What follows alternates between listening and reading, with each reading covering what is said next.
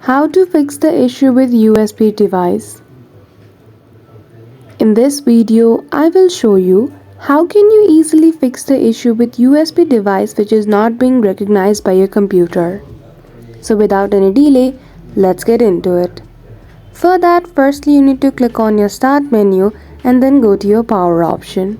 From there, you need to choose the option of restart and restart your computer or PC. After restarting your computer or laptop, if your problem of USB device is still not solved, follow the further steps. Now you need to head towards the settings section and go to the system.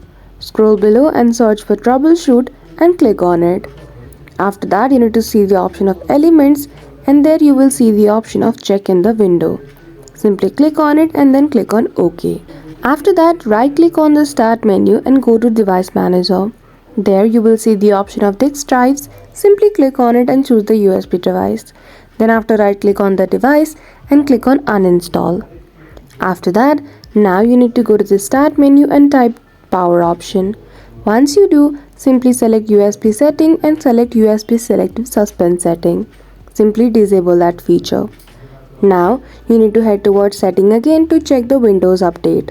Or you can simply go to start menu and type Windows update setting and click on it.